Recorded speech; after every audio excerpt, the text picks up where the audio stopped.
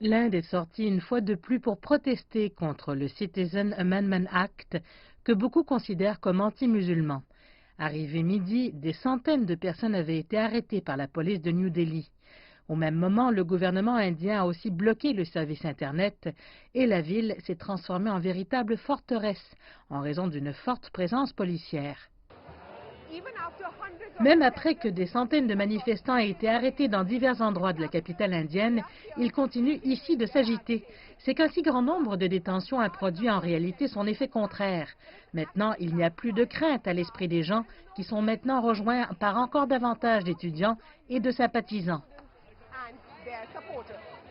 Défiant le gouvernement qui interdit des rassemblements de plus de 4 personnes, des centaines de personnes sont sorties à Delhi et dans d'autres villes du pays, bravant la circulation rugissante et bloquant les routes. Non, je n'ai pas peur. Même s'ils viennent ici, je n'ai pas peur. Je viens ici avec tout ce monde pour m'opposer au gouvernement. Il est très évident que malgré toutes les critiques que nous avons eues contre l'Inde depuis plusieurs décennies, quelque part au fond de nous, il y a un sentiment que l'Inde appartient à tout le monde. Et ce sont de jeunes gens qui risquent leur vie et leur carrière et leur corps qui ont été si sévèrement attaqués par la police. C'est un sentiment très inspirant et je crois que c'est le début de la fin de ce régime. Dans l'état de l'Uttar Pradesh et à Mangalore, dans le sud de l'Inde, 3 personnes ont perdu la vie, certaines tuées par la police. Jusqu'à tard dans la soirée, les manifestants ont refusé de reculer.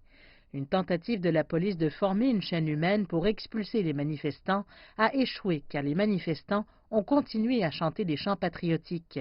Yogendra Yadav, un éminent militant indien détenu plus tôt dans la journée, a rejoint la manifestation après sa libération.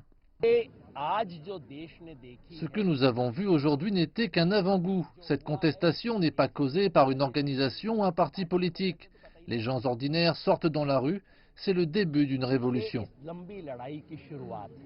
Le gouvernement indien a été sévèrement critiqué pour avoir utilisé une lourde force sur des étudiants.